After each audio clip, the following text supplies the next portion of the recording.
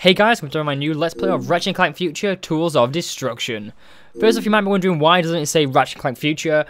Pretty much the PAL and Australian versions of the game kind of didn't have it as a future thing. I don't know why, but let's actually just start the game off and I'll talk about more about that when we actually get involved in the actual game. So, see you guys in a second.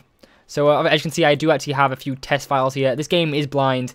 Pretty much I recorded an episode or two and the game file corrupted and there was no audio and the screen was looking really tacky.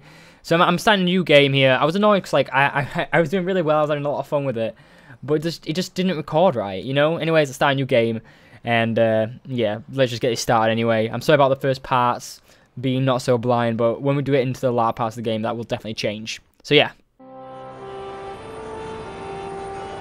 Fuel lines, Check. horizontal stabilizers, Check. ion thrusters. Looks like we got a tailwind.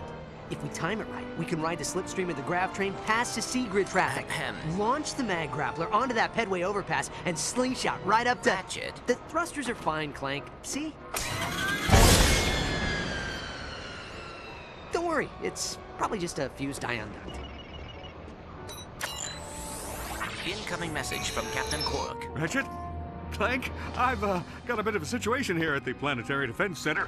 Nothing I can't handle, mind you. Just a few thousand heavily armed robotic commandos, but I figured, hey, if you were in the neighborhood, maybe... Wait! Aren't you handsome to die? Heavily armed robotic commandos? When aren't they heavily armed? Are you sure this is functioning properly? You worry too much. Planetary Defense Center, here we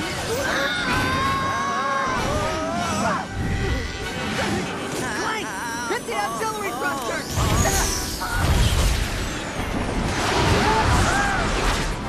You alright? Watch out!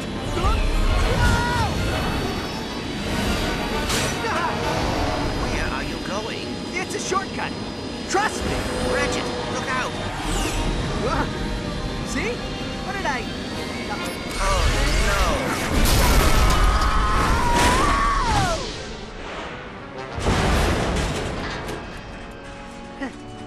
Well, looks like we're going on foot. At least I can try out my new nav unit.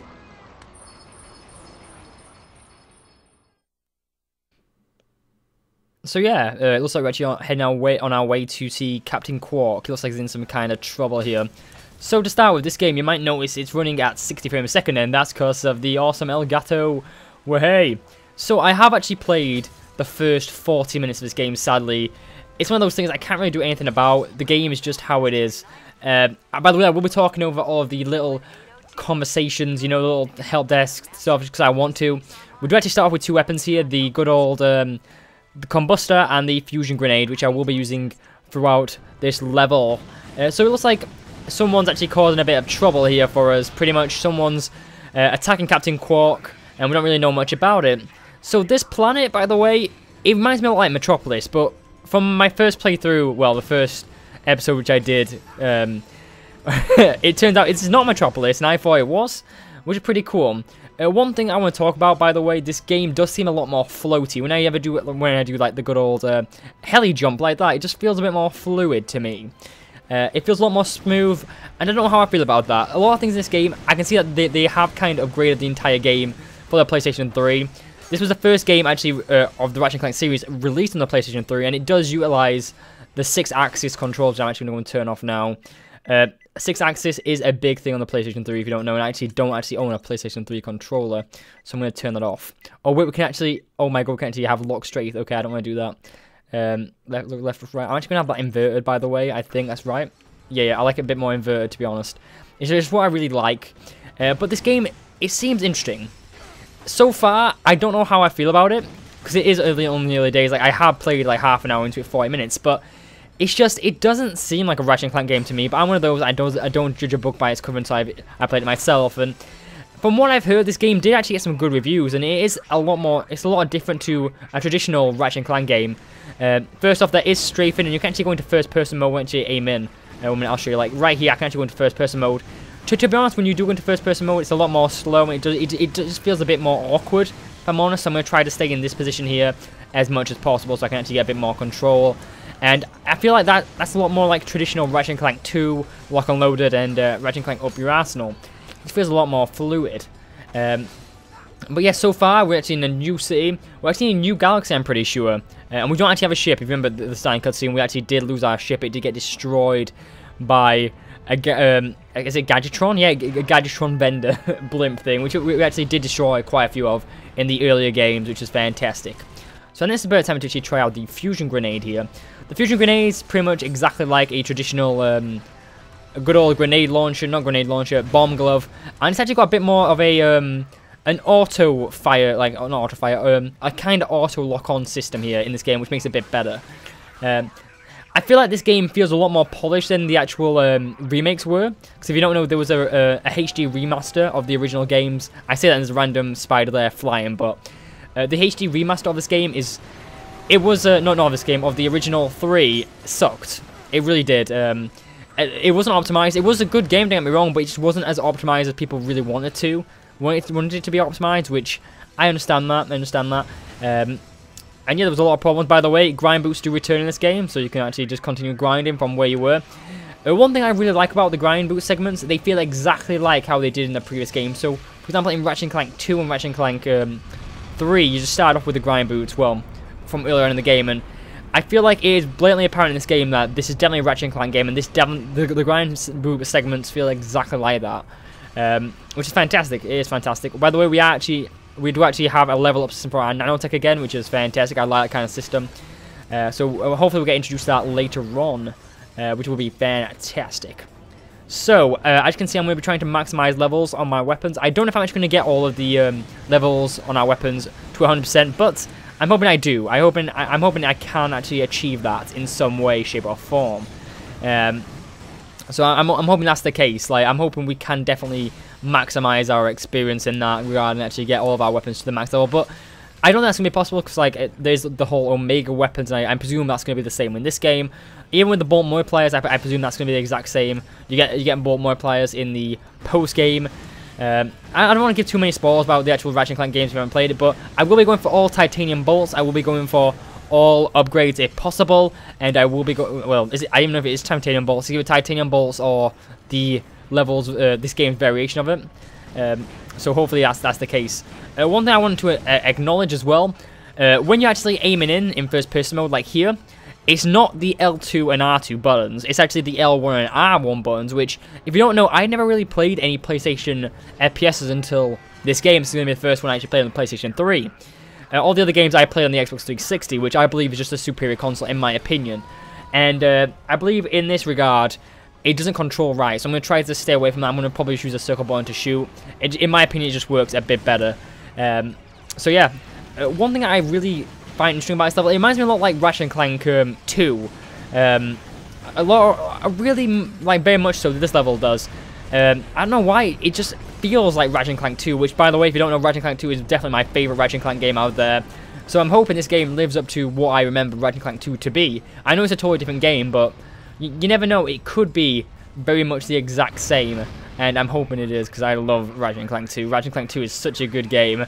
It's by far my favourite, like I said. And I'm hoping this game feels the same. And so far, it does. So yeah, if you don't know, we actually are... Ooh, we just got some more nanotech, which is fantastic. So that just shows nanotech does actually level up in this game.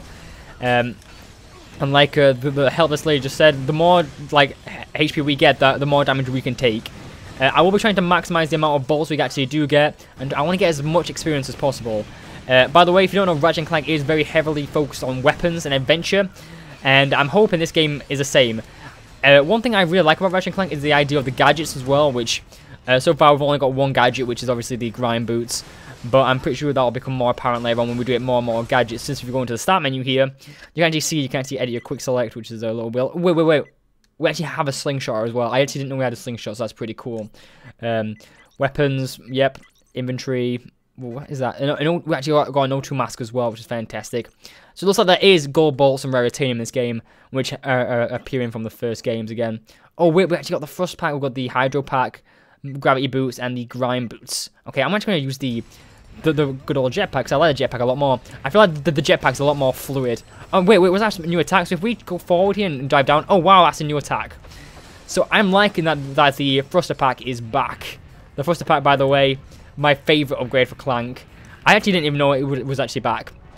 So one thing to be aware of with the thruster pack is you do less height, but it just feels a lot less fluid, and it feels like how Ratchet and Clank used to feel on the PlayStation 2. So if you are kind of playing this for the first time again, it just feels a lot like that. By the way, I am keeping my eyes open for gold bolts, because it looks like there is gold bolts in this game. I will be getting all of them. I don't know if I'll be getting all the rare titanium. I don't know how rare titanium works in this game. I'm pretty sure in Ratchet and Clank 2 it was more of just a collectathon, and you use it to upgrade your ship. Maybe it's the same in this game, or maybe there's some kind of upgrade like it was in Ratchet and Clank 2016, which is the newly created Ratchet and Clank game, which I have actually played. I'll be getting more into that later on. I will be comparing this game heavily to Ratchet and Clank for the PlayStation 4, because that's the most recent Ratchet and Clank game I played, and it's the one I know best of all, I think, and the one I played most recently. So yeah, by the way, we should actually be getting an upgrade here, and as you can see, the upgrade system works a bit different in this game. You can actually see the amount of damage that weapon does, which is fantastic. I really like the idea that the weapon actually has its own kind of upgrade system in this game, which is fantastic. I like that. I really like the idea that it actually has some kind of use here and there. Let's continue on anyway. So let's just go on up here. So we're still looking for Quark, and I love how we haven't actually got a ship, by the way. It does show that Ratchet is very much weak. It's very much symbolic of the first game, because you remember Ratchet's ship got destroyed right at the start of the first game, which is a good thing. I like the idea that it's kind of return to its roots, because this is a totally different series of games. There's actually 3 future games, which is this, Quest for Booty, and I think it's a Crack in Time. And that's pretty cool that there's 3 Ratchet and Clank games which I never ever played, because I never owned a PS3. Because if you don't know, I've only actually bought a PS3 in the last 2 years, which it's kind of a bit weird to think I've actually never owned a PS3. Because the PS3, by the way, is a fantastic console, by the way. I'm not going to deny that. I think the PS3 is probably one of the best consoles I've ever played. And I'm kind of glad I didn't play it when it first came out. And that sounds a bit weird, I know. By the way, I'm loving the new thruster pack, little jump slash we actually get. That's really cool. Oh my god, it's actually falling, it's falling. I'm trying to level up my weapons as well, so that's pretty hard. Let's actually get the fusion grenade out here. Try that out. Okay, the fusion grenade, by the way, does a crap ton of damage, you can see. I presume the enemies in this game, I don't actually notice, they have a certain amount of damage you have to do to them to get anything done. By the way, this is actually a 6-axis based thing, but since I don't actually have the 6-axis I like using, so I can actually just use the thumbstick. So, so what was I saying now? So yeah, each weapon actually has a damage threshold, and depending on what that enemy is, it's got a different amount of damage it can take before it dies. That's how Ratchet and Clank normally works. So for example, a blaster does a lot less damage than any other weapon, if that makes sense. We'll get into more of that later on, but enjoy the cutscene.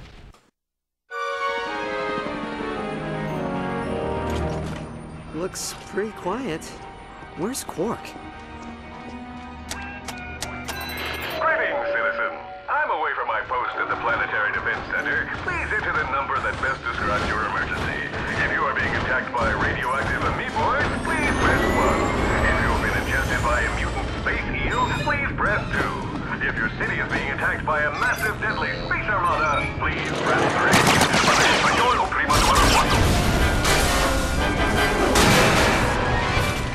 I believe you may be their intended target. You think?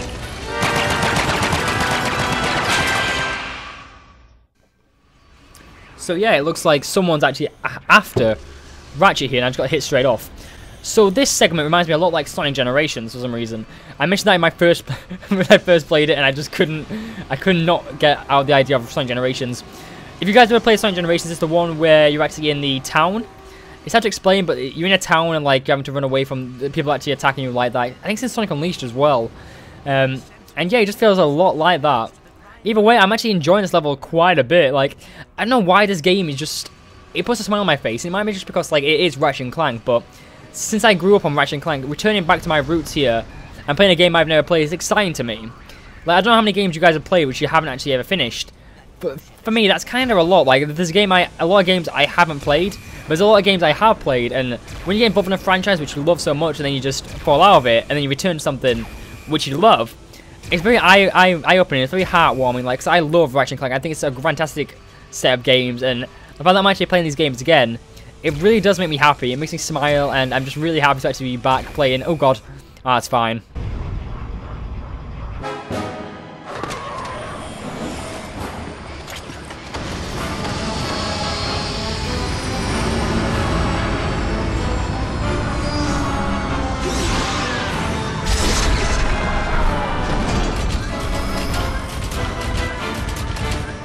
Behold, the last Lombax in the universe. Truly a pathetic specimen of the race, I'm afraid. So weak. And you are? Emperor Percival Tachyon, Crown Prince of the Cragmites, conqueror of space and time, and, pending the obliteration of a few insubordinate species, ruler of the universe. Your name's Percival? Emperor! See the crown, see the scepter, the giant walking throne and legion of royal robotic commandos, Emperor! Not that a treacherous furball like you could... What's this? Such a primitive robot companion. And your kind used to be such renowned engineers. Oh, I'd be careful if I were you. He's got cosmorphic blaster cannons in his fingertip.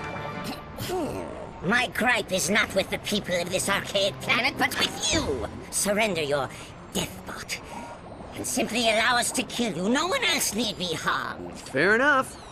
Here you go!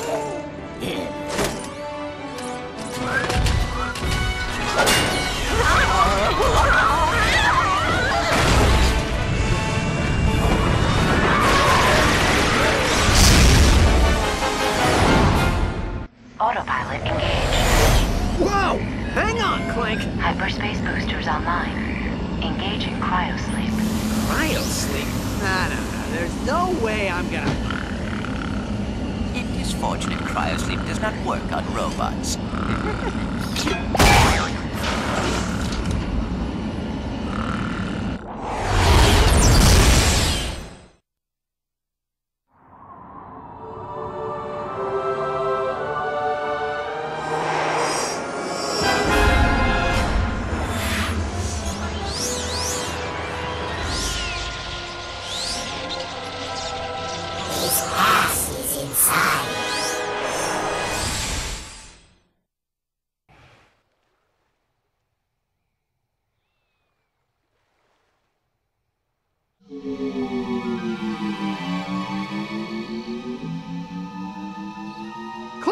Clank! Are you okay? You got knocked out there for a minute.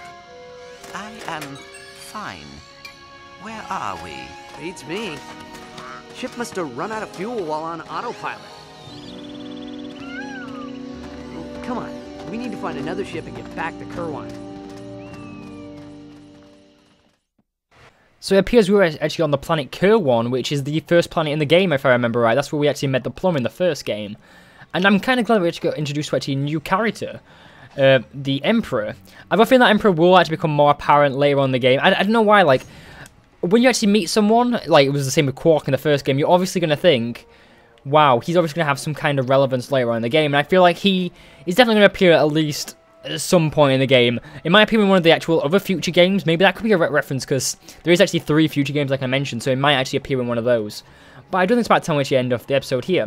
So we've actually arrived on a new planet, and we've actually got a new job to do. We're actually going to try to make our way back to Kerwan, which, to be honest, I'm actually really looking forward to it, because Kerwan, by the way, it's such a cool planet, and I actually didn't know it was Kerwan until I just say it in the cutscene there.